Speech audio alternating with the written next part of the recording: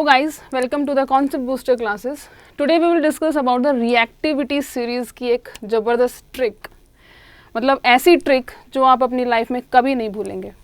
मतलब पूरा वीडियो देखेंगे, मतलब हर टाइम पे हर सेकंड पे आपको ये पता लगेगा कि व्हाट एग्जैक्टली और किस तरीके से जो रिएक्टिविटी सीरीज़ की जो ट्रिक है वो मैं बताऊंगी आपको. But surprisingly in the last वो ट्रिक आपको बताई जाएगी. तो please watch the video till the end. और बहुत ही खूबसूरत, बहुत ही अच्छी और बहुत ही फेमस ट्रिक है वो, ठीक है. तो प्लीज़ वीडियो को एंड तक ज़रूर देखिएगा. तो रिएक्टिविटी सीरीज़ को पढ़ने से पहले हम केमिकल रिएक्शंस के बारे में थोड़ा बहुत जानेंगे कि केमिकल रिएक्शंस क्या होते हैं. कोई भी रिएक्शन के अंदर किसी भी प्रकार का केमिकल चेंज अगर होता है तो उस रिएक्शन को बोला जाता है केमिकल रिएक्शन. केमिकल रिएक्शंस होते कितने प्रकार के हैं? These are of 4 types. 4 प्रकार के होते हैं. पहला एडिशन रिएक्शन, दूसरा डिकम्पोजिशन रिएक्शन, तीसरा displacement reaction and fourth one is double displacement reaction. मैंने फिर बोला है रिएक्टिविटी सीरीज़ की ट्रिक मैं लास्ट में बताऊंगी और बहुत ही अच्छी, एंड आप ऐसे मतलब कभी भूलोगे ही नहीं कि रिएक्टिविटी सीरीज़ की ट्रिक कभी नहीं भूलोगे अपनी लाइफ में. प्लीज़ वॉच कीजिए. तो सबसे पहले बात की जाए एडिशन रिएक्शन की, तो एडिशन रिएक्शन केमिकल रिएक्शन में क्या होते हैं? देखो रिएक्शन के अंदर एक तो होता है लेफ्ट हैंड साइड और एक होता है right hand side. Suppose A plus B react होने के बाद में एक प्रोडक्ट दिया जिसको बोला AB. तो इस वाले पार्ट को तो बोला जाता है reactant and this part is called as the product part. Now कि एडिशन रिएक्शन क्या होगा कि when 2 and more than 2 reactants combine to form a single product, then that reaction is called as addition reaction. For example, जैसे combustion of carbon, या फिर आप कह सकते हो कंबस्टन ऑफ कार्बन का जो कंबस्टन है उसको, वो रिएक्शन जो है वो एडिशन रिएक्शन में आता है. Suppose C plus O2 when carbon जब ऑक्सीजन के प्रेजेंस में बर्न होगा वो एक प्रोडक्ट फॉर्म करेगा जिसको बोला जाता है कार्बन डाइऑक्साइड. एंड इस टाइप का जो रिएक्शन होगा जब एक से ज़्यादा रिएक्टेंट कंबाइन होंगे एंड फॉर्म करेंगे एक प्रोडक्ट को, तो उस रिएक्शन को बोला जाएगा addition reaction. Is that clear? I think clear ही होगा. उसके बाद में जो सेकेंड रिएक्शन आता है that is decomposition reaction. Decomposition reaction क्या होगा?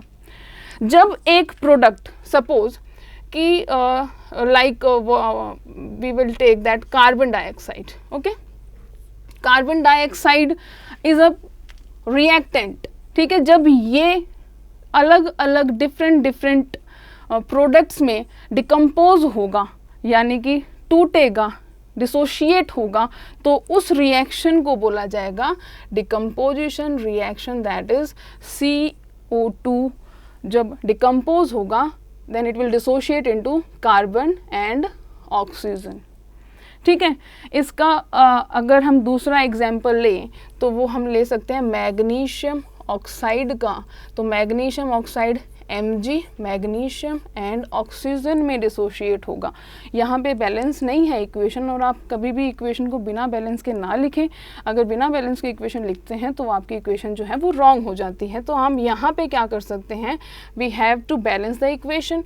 ऑक्सीजन 2 हो गए, now Mg is also 2, now the equation is balanced. Third वाला हम बाद में पढ़ेंगे, उससे पहले हम पढ़ेंगे डबल डिस्प्लेसमेंट रिएक्शन. ठीक है, क्योंकि थर्ड वाले के लिए तो हमें ट्रिक चाहिए ना, और वो ट्रिक तो तब मिलेगी ना जब आप इस वीडियो को देखेंगे. लास्ट में मैंने वादा किया आपसे कि मैं लास्ट में एक अच्छे से ट्रिक दूंगी आपको.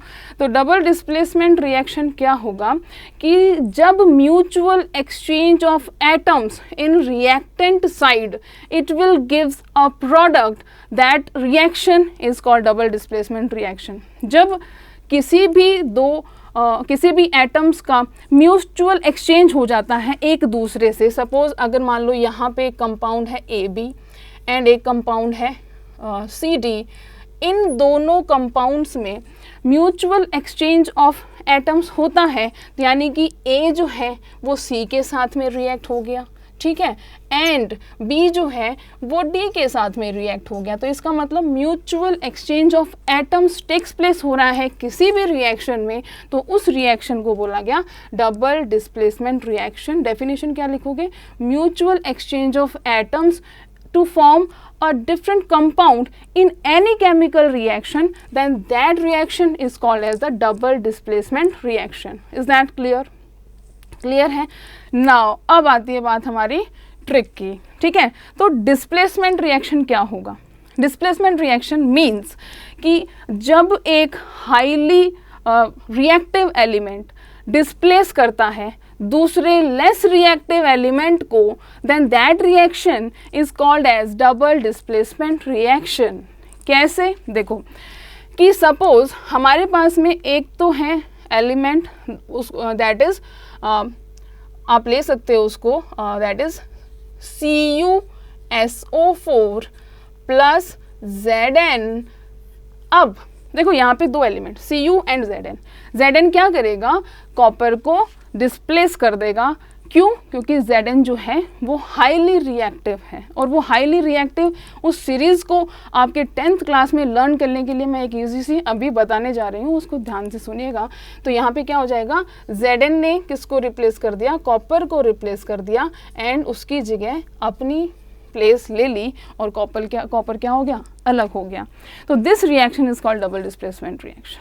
नाउ अब इसकी ट्रिक क्या है? मान लो हमें किसी भी रिएक्शन में रिएक्टिविटी सीरीज को जानना है कि भाई कौन सा जो एलिमेंट है वो ज़्यादा रिएक्टिव है या फिर कौन सा एलिमेंट जो है वो कम रिएक्टिव है। तो उसको जानने के लिए हमारे पास में एक ट्रिक है, रिएक्टिविटी सीरीज़ होती है जिसको हम ऑर्डर में फॉलो करते हैं, एक सीरीज़ में फॉलो करते हैं। तो ये ज़्यादा एलिमेंट्स, मैंने यहाँ पे सारे एलिमेंट्स नहीं लिखे हैं, मैंने यहाँ पे ओनली वही एलिमेंट्स लिखे हैं जो हमारी केमिस्ट्री में 10th के बेसिस पे जो एलिमेंट्स ज़्यादा यूज़फुल हैं, ज़्यादा यूज़ में आते हैं, उन्हीं एलिमेंट्स का जिक्र किया है। तो इसमें कुछ जो है मैं एक ट्रिक बताने जा रही हूँ, प्लीज़ उसको देखिएगा।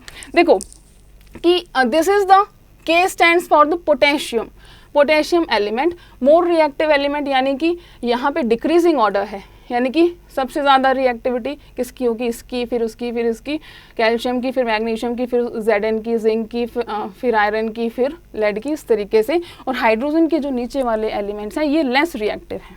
आई बात समझ में? नाउ अब इसकी ट्रिक क्या है ना? बहुत वेट कर रहे होगे, स्टार्टिंग से देख लिया वीडियो, अब मैम ने बताया नहीं, अब बताती हूँ। देखो कि Na जो है उसका नाम क्या है? सोडियम।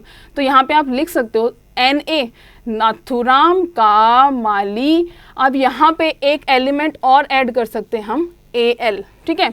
अगेन सुन लो, नाथुराम का माली आलू ज़रा फीका पकाता है, and after that CuHgAgAu, CuHgAgAu। इसको कंटिन्यूसली रिपीटेडली टाइम्स बोलोगे तो आपको ये रिएक्टिविटी सीरीज याद हो जाएगी। फिर से बता देती हूँ। देखो पोटेशियम इसको छोड़ दें, उसके बाद में नाथुराम का माली आलू ज़रा फीका पकाता है, CuHgAgAu।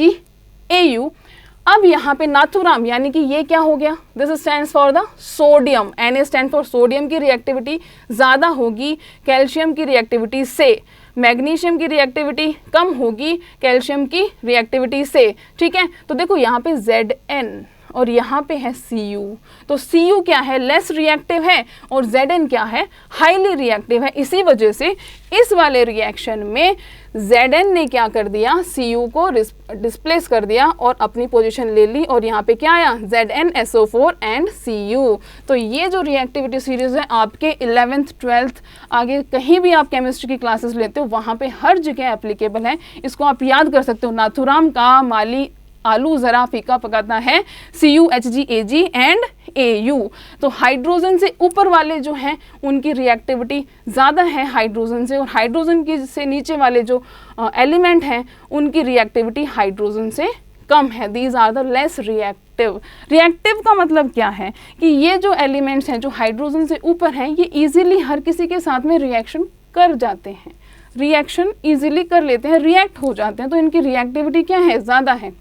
ये जो है ये इजीली हर किसी के साथ में रिएक्ट कर नहीं पाते हैं, तो जिसकी वजह से इनकी जो रिएक्टिविटी है किसी दूसरे एलिमेंट के साथ में वो बहुत ही कम है। तो this is the trick and please इसको अप्लाई करें आपके 10th में, और ये बहुत इंपॉर्टेंट ट्रिक है। Thank you and thank you so much.